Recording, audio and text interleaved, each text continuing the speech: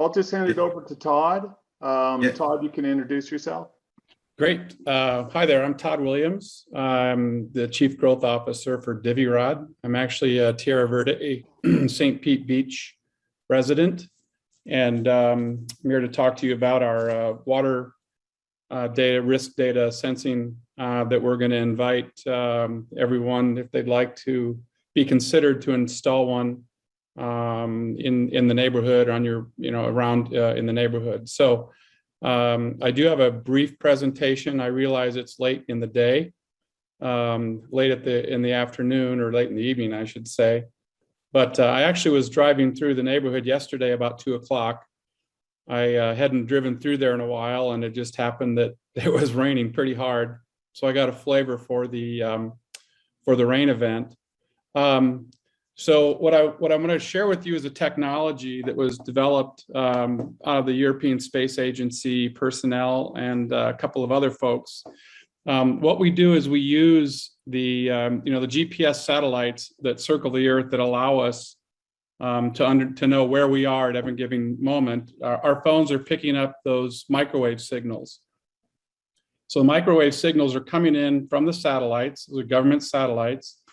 What we actually do with our sensor is we capture that signal, and then we transform that through proprietary analytics. We convert that into water data. So that could be water tide data. It could be the water that's on a road. We can detect the presence or absence, and then 24/7, 365 have an understanding of how that water moves. So as I was listening to Rajesh talking about the models, what we essentially do, and we do this, we're just started in Martin County, Florida, is we provide this sensors throughout the community to provide very hyperlocal data. So there's data available to calibrate the models. I also heard someone say, well, we should go the see, click, fix, and we see it. Well, what we would do is we're proposing where we can throughout the Shore Acres neighborhood at no cost to the neighborhood or to residents who decide they'd like to have a sensor placed at their location, to deploy those on Shore Acres to provide more real-time data about not only what the precipitation rate, but the water levels and other things throughout the neighborhood. What I'd like to do is just really quickly, I want to do a very high-level presentation. I've been verbalizing here for just a minute. Let me actually play. So what we're doing is, we all know that there are more frequent water risks. So we're measuring for those risks associated with floods, droughts, public safety, transportation, and operational. So what we're doing is we're building the world's most valuable proprietary water risk data set. And we're doing that kind of on a dock by dock, resident by resident, or home by home, street by street basis. And the objectives are to improve asset protection against, flood resilient, water risk resilience, for public safety, and then for water resource management around floodplains, if you will. So this is how and I mentioned just a moment ago, this is how it works. So again, the satellites are out. We know where they are at all times. They're producing these signals. Think of our sensor. I'll show you an actual photo of the deployments here. The signals bounce off of the surface, and we capture it with our sensor. That sensor then communicates with the cloud. We use AWS, and that's where our data analytics happen to provide the water level data, presence or absence. We actually can detect liquid form, ice, and snow. And I know ice and snow is not an issue here, but it is in other parts of the country. So we're able to provide that situational awareness on water level in a number of different cases. So here's the photo in the upper left is me yesterday driving. I think I was on Shore Acres Boulevard. Not exactly sure what the cross street was, but that was my experience yesterday. The upper middle, that's actually the Divirod sensor that's on my dock here on Tierra Verde. I've been measuring tide and water level data for about the last 6 months. And so I'm capturing the same data that the NOAA tidal station is about 8 miles away near downtown St. Pete. Here's another, the upper right is a sensor that's over in Martin County. The lower left, we're on top of the Fort Lauderdale Marriott, looking at wave height and also tide data. The middle bottom is actually near Delray Beach. That's a sensor where we're looking down a canal. And then the lower right is in the South Fork of the St. Lucie River. So we're building our network across Florida. Go to the next. Where is it? Apologize. My computer obviously just locked up on me, wouldn't you know? Not sure why that's happened.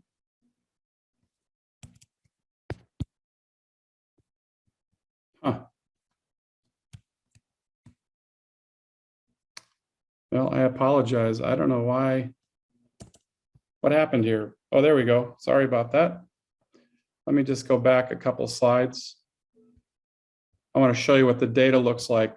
So this is actually water level data on a couple of docks down in the Martin County area. Primarily what the owners were interested there is they wanted to know when their top of dock would be inundated. So here's a couple of examples the last 30 days.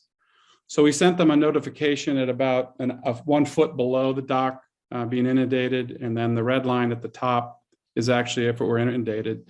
Now, there haven't been any storms, so for the most part, it's a pretty normal tidal situation.